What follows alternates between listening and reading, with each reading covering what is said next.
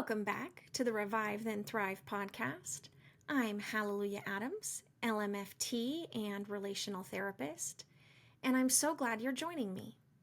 We've been on a journey together, learning to recognize the emotional patterns that shape our relationships from underneath. And today's episode is all about one of the most powerful tools we have to shift those patterns: naming what's real. This is episode 22, Naming What's Real, How to Access and Express Primary Emotion.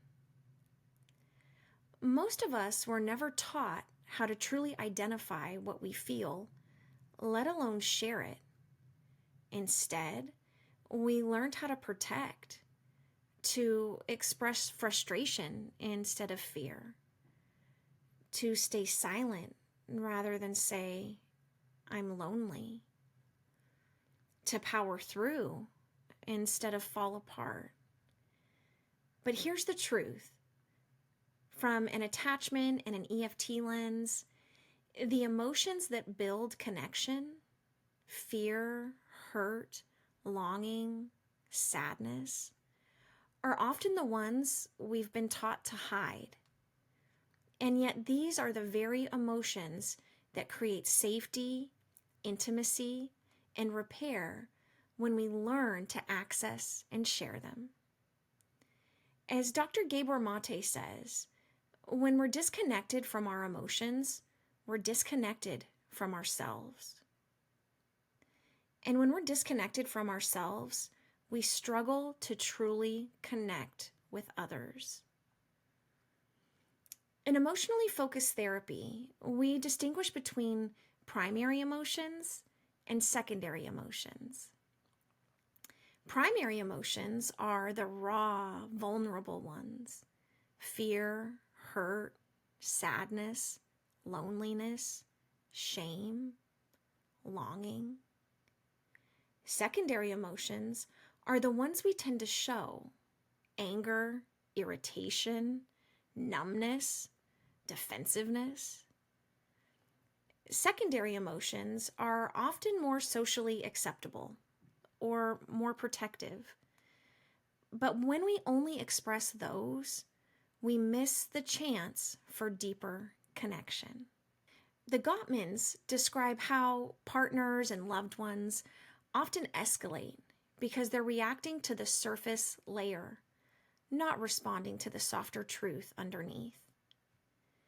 Let's take a moment to drop into the body, because to name what's real, we have to first feel what's real. Through the somatic experiencing lens, the body holds the story before the mind does. Ask yourself, what's happening in my chest right now? Is my stomach tight? My jaw clenched? What happens if I breathe into that place? Even placing a hand over the area can begin to soften the defenses. Sometimes the emotion surfaces right away. Other times it unfolds with patience. Let's explore 3 practical steps you can use to build emotional clarity and express what's real in a way that draws your loved one closer, not pushes them away. Let's begin together.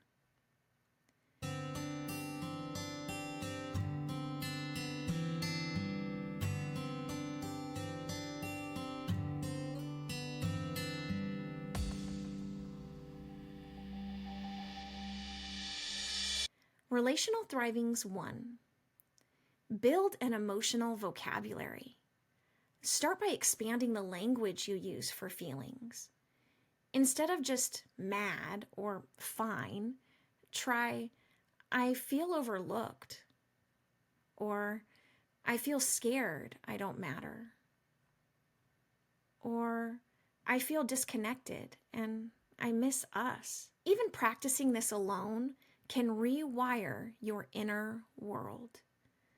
Keep an emotions wheel or feelings list nearby as a tool. Each night, name one primary emotion you felt that day. No need to explain or justify, just name it. Relational Thrivings 2. Pause and drop into the felt sense. Before reacting in conflict, take 10 seconds to breathe and ask yourself, what am I really feeling underneath this? Is there a softer truth I haven't shared yet? This slowdown is a trauma-informed step that allows your nervous system to come out of fight, flight, or freeze and move toward connection. When you feel triggered, name the sensation instead of the story. I feel a tightness in my chest is less escalatory than you never listened to me. Relational Thrivings 3.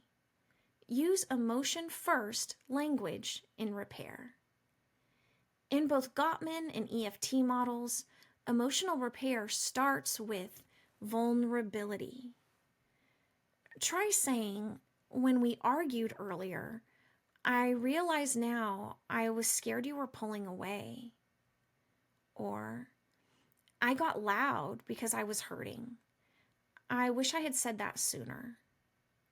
Or, can we try again? I want to stay connected. These are what I call emotional do-overs. They don't erase what happened, but they rewrite the story of safety. Brené Brown reminds us, we cannot selectively numb emotion.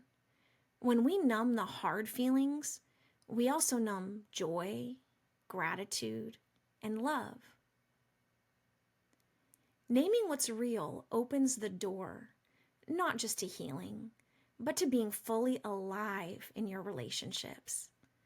This is the practice of emotional literacy, of showing up for yourself and your loved ones in ways that are honest, brave, and connected.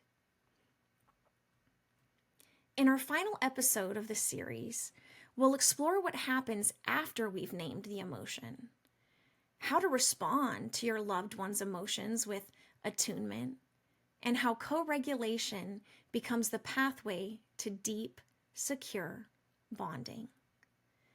We'll look at EFT's model of emotional responsiveness, the Gottman's Attune tool, and rituals that help loved ones emotionally check in and stay close, even in the chaos of everyday life. Because emotion isn't a problem to fix, it's the bridge to closeness. Thank you for spending this time with me. I hope you leave today's episode feeling just a little more seen, and with tools to speak from your heart, not just your habits. Subscribe and click the bell to stay tuned for the companion meditation for this episode. Until we meet again, take a breath, name what's real, and keep reaching for the connection you deserve. I'm Hallelujah Adams, and this is the Revive Then Thrive podcast. Heart hugs, revivers and thrivers. See you next time.